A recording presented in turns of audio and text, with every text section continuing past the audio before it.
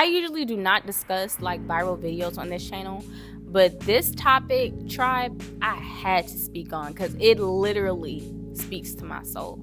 And I feel like I can help a lot of people with this advice and information. So first, welcome to my channel, Jordan Mind, Body, and Soul, where we learn to take care of ourselves, mind, body, and soul. And if you're new to this channel, then this channel is just about ways we learn to take care of ourselves mentally, physically, spiritually, emotionally, financially, whatever it is, so that we can lead our best lives. And if you're a returning subscriber, then welcome back. And thank you so much. We finally hit 1,000 subscribers, and I am so thankful and I'm so excited. It's just more motivation to keep going. Okay, so to get started, I'm going to be discussing my thoughts and opinions surrounding the topic in the video about the lady who decided to cut her locks so that she can attract a high value man. So if you haven't seen the video, and I didn't watch it in its entirety because it's not my space, but it's a video where I guess a woman is regarded as some type of relationship person or some type of person who people look up to and respect and value her opinion. And she told a woman that in order for her to get a high value man, one of the things, she named a few, but one of the things that she spoke on her changing was her hair. So she would need to cut off her locks and instead wear a weave, a wig, or straighten her hair. Now, I'm not gonna lie, because I mentioned this video very briefly in another video that I had, but I did it just like on the side because when I first seen the video, it only had like, I want to say maybe like 10,000 views. And I was like, this is really off-putting, but it didn't have enough attention to where I felt like I didn't want to bring attention to it. I didn't want to be the person to give it attention and then like, because it can go either way. It can go me giving it attention and then people consuming it as truth. I didn't want that. But then when I seen a couple of days later that the video was viral, then I was like, okay, it's time to talk. Okay, so when I first seen the video, as a black woman and as a woman with locks, I'm not gonna lie, I'm gonna be completely honest. I was a little offended and it hurt my feelings, like it did. My feelings were hurt a little bit because, and I'm gonna have a really important message about discernment at the end of this video. So I really hope and pray that you stick around and at least give this information some time to resonate with you, because it will. You just have to be patient with me, okay? When I first heard it, I was offended because I have locks, and I was offended because in so many spaces, black people in general have to kind of tone it down some, right? And y'all know what I mean. In order to fit in order to not seem or feel like a threat, in order to just be in this space and just vibe. You don't even have to be doing anything. You don't even have to have negative intentions. You just have to always tone it down. And so when discussions about conforming to things such as hairstyles, right, is concerned, then it makes me like question the room, because it's actually a lot deeper than just a hairstyle. When people say things and they speak things over your life, and if you're not strong and standing in who you are, your belief system, your values, then you can easily be swayed. And you will conform and you will change things that never needed change. So like I said, this topic really needs to be broken down in different segments.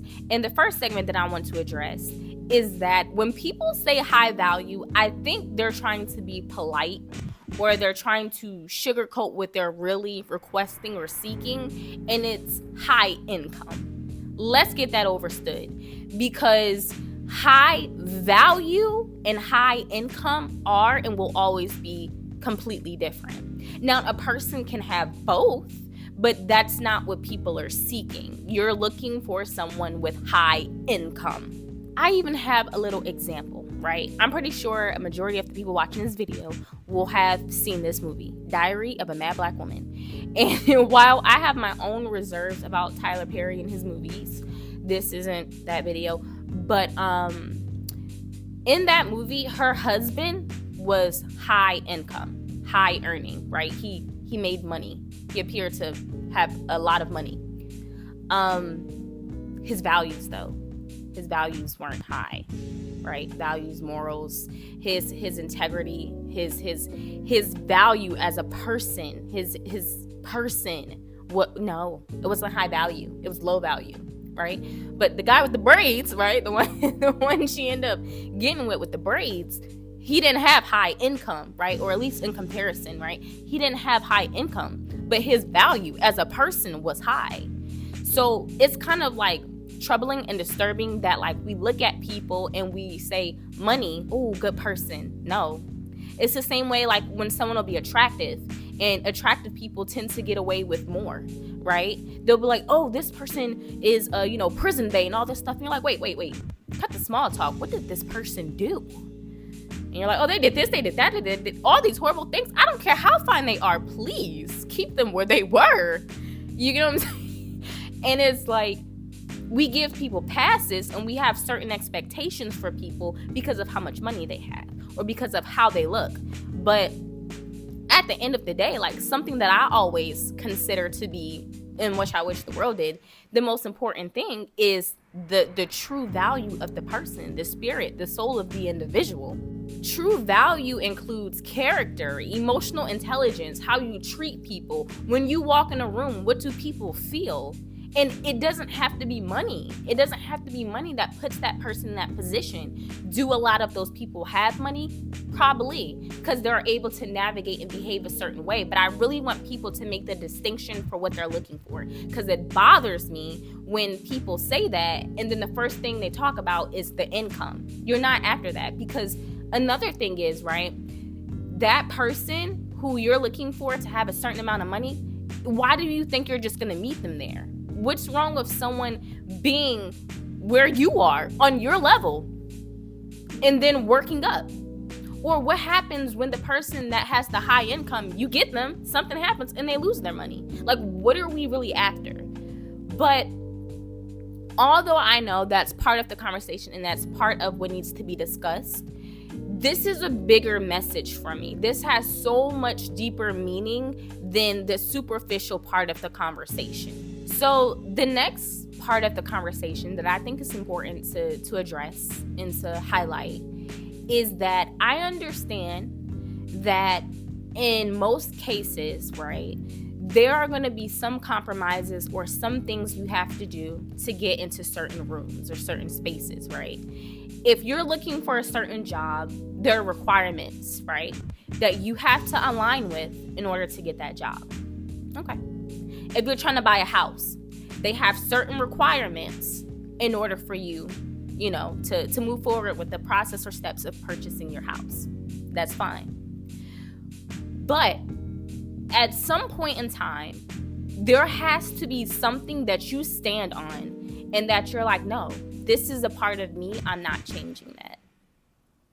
So people can change and do whatever they want. That's not the problem. The problem isn't the person, not having the right to change their hair, right? Because that's deeper than the conversation, right? That's the superficial part of the conversation. But at some point, you have to stand in who you are. And I don't know how young the lady is. I don't know how young she is. She looks like she's my age or maybe a little younger. But when you are confident in who you are, there's just certain things that you're not willing to bend. You're not willing to break on, no matter what it is. I mean, there's people literally who, like they say, will do some strange things for some change. Like they will. You just got to name your price. I'm the group of people who you're like, what do you need me to do? Let me read the contract. And you're like, no, I'm good. I'm sorry. This isn't for me. Right?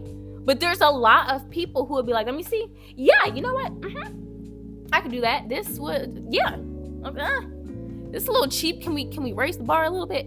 And there's some people who are really willing to do those things, but at some point in time, you have to have something where you're like, I'm sitting on it. Like, I'm good. This isn't changing. Another part of that conversation is that certain changes that are made or that are willing to be made reflect a lack of growth, maturity, or confidence, right? And the first thing that I think instantly, and I question, anytime people suggest changing something that is associated with Black people is, what room is this? What room is this? And do I really want to be here? If I have to tone down anything, change anything for you or other people to notice me, then they're not noticing me. They're noticing the people who I'm changing to be like, or who I'm conforming to be like. That's what they're noticing. And I'm able to be seen because I became it. That's dangerous. And not only that, it's scary, but those are also the people like me who are like, okay, I'm going to be solid in who I am. I'm going to do the best I can to promote and protect people who are like-minded and who want to advance for themselves and take care of themselves and do well.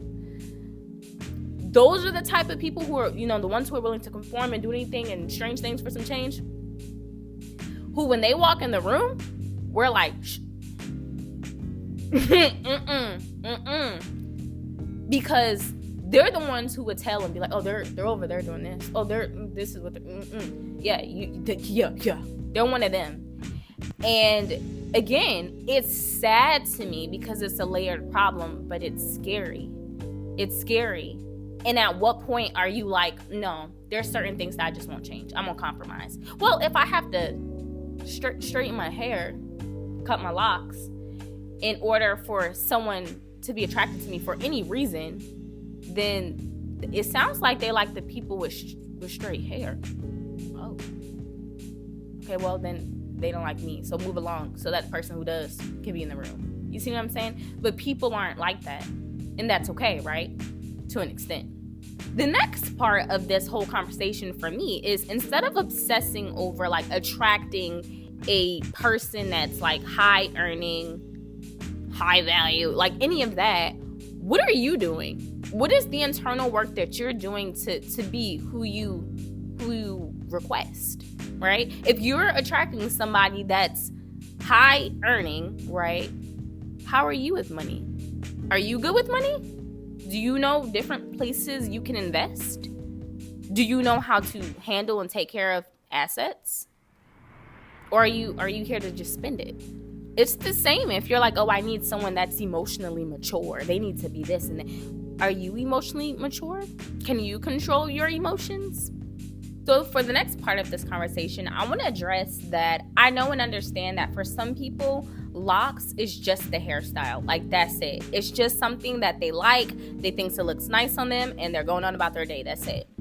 But there's a whole nother group of people who I feel like are probably the larger majority, who their locks is a spiritual journey. Their locks are part of a bigger picture and a bigger part of their identity than just a hairstyle. And you'll know who those people are because they wouldn't be willing to compromise. They wouldn't be willing to cut it off to get acceptance from any other group of people. You see what I'm saying? So this is why I say the conversation is deeper than a hairstyle, because people who have their locks and wear their locks for a reason deeper than it being a hairstyle know what's up. The ongoing pressure for Black women to fit into any type of mode is exhausting. And this is why I really wanted to speak on it, because I'm speaking to us. And I'm going to talk about it a little bit more in the next part, but I'm speaking to the little girl. I'm speaking to the Black woman who operates in spaces and doesn't feel comfortable because her doing her nails a certain way is too much. Her wearing her natural hair, the way it grows out of her head, is too much. You know? I'm speaking to those women who feel that way already, and then to have another Black woman say that in spaces, says that it's okay, says that she has already bought into that ideology. She agrees with the ideology, and she has people who are listening to her. Excuse me, I apologize if I'm getting a little emotional, so I apologize if I get loud. But they went to her for advice. That means she has some type of influence or power, and that's her message. That's what she's telling people. That's how she's moving her power, her responsibility. You have influence, you have power. You either do right or you do wrong with it. And what she said was wrong. I mean, at the end of the day, that's the bigger picture. It's either right or it's wrong. It's wrong. I don't hear any other group of women telling women of their same group that the way that they can get better, can get man, can progress in life is to be like another group of people. I don't hear any other group saying that. The struggles of leaving your house and working in spaces that are not predominantly Black, and having to feel like you have to explain why you feel a certain way, or explain that you don't have an attitude today, you're just chilling, or explain why your hair is a certain way. It's exhausting. And then you have a video on social media circulating that says, just conform. Just conform. Cut them. Comb them out. Hide it. Hide it. Protective style. Oh, okay. And why isn't your protective style your texture? Oh, okay. Okay. Your self-worth and the value of who you are should never be rooted in external validation. Because what are you doing it for? What are you doing it for? Not everyone, and I understand that not everybody is here for like a deeper purpose. Like not everybody's here to figure out how to bring peace to this world. Not everybody's here to figure out how to solve a problem the world has. There are some people who are literally here, they want to enjoy the luxuries of life and that's it. And hey, it is what it is. But when things like that and messages like that get around, this is the next segment, right? I end up thinking about our children, our kids. These toxic ideologies do not just affect adults, right? Because that was a grown woman asking another grown woman advice, right? And that's what she told her. Imagine the little Black girls who find that video. I don't care if somebody is like, oh, there's more to it. It's just... No. Imagine a little Black girl that finds that video and hears that. And her experience is listening to the kids in class talk about her skin being too dark, her lips being too big, her nose being too wide, hair being too kinky. And then she sees a Black woman with the same features saying, yep, they're right. Cover it. Yep, they're right. Bleach it. Yep. What about her? What about her? The internalized anti-Blackness is a plague, and it is disgusting, and it is sad. And I feel and I hurt because I think about the case that's in a couple cities over, just outside of Houston, from a couple of years ago. A high school Black boy with locks was told that his hairstyle was inappropriate. And they tried to like double back and pretty much be like, oh, because it's longer than shoulder length or whatever the requirement is that they have. That's not why you said that. Because he had it in braids. It reminds me of the wrestler who went viral in a video where he, during the wrestling match, right before the match, they said you cannot have your hair like that. He had locks. And they showed them on camera cutting his hair. They showed them cutting his locks on the camera. Same thing happened to a Black girl. These are children. When we constantly show that we will accept behavior like that as adults and have the nerve to push it forward as an adult, it's internalized anti-Blackness. That's exactly what it is. People are covering up the deeper conversation with a hairstyle. It's a hairstyle. Okay. If that's all you see, you got to get off this channel. Because you're not willing to dig deep. And that's what we do over here in Mind, Body, and Soul. If that's what you think it is, you need to meditate. You need to elevate. Hydrate and drink some water. Come back. There's a bigger issue at hand. So lastly, like I said, I wanted to end this conversation with discernment. My videos are always meant to uplift people, to help you live your best life, mind, body, and soul. To make sure that you enjoy this earthly experience as much as you can, right? Because while things are crazy and all these things are happening in the world, you still deserve to have some type of peace in your day, right? And a lot of people don't. So if anything happens in this video, I want to leave you with this message: discernment. There is an ongoing battle between good and bad, right and wrong. And despite what anyone says this real conversation is about, it's about wrong and right. And what was said was wrong. It's that simple. But discernment, right?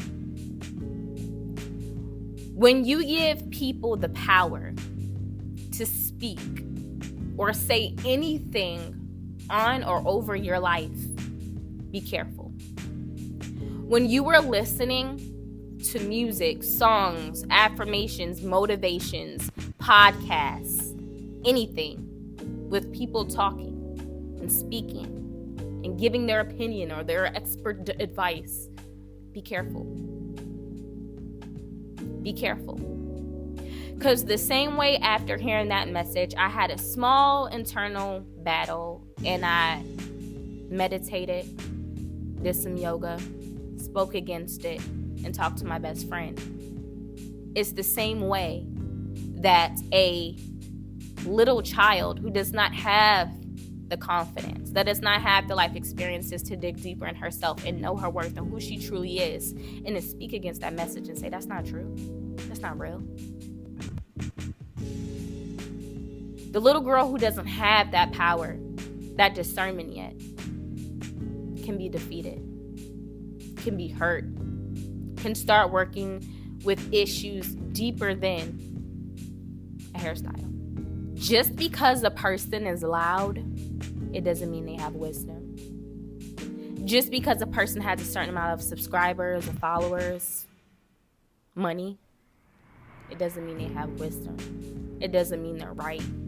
Not everyone given advice has your best interest at heart.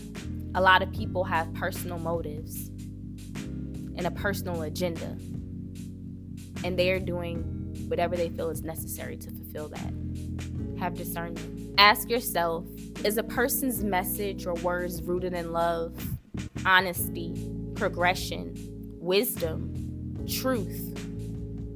And is it for you? Use discernment. The real conversation is deeper than hair. Some people's words will lead to your success, while others will lead to your demise. Choose wisely. And as always, don't forget, take care of yourself, mind, body, and soul. I'll see you in the next video. Bye.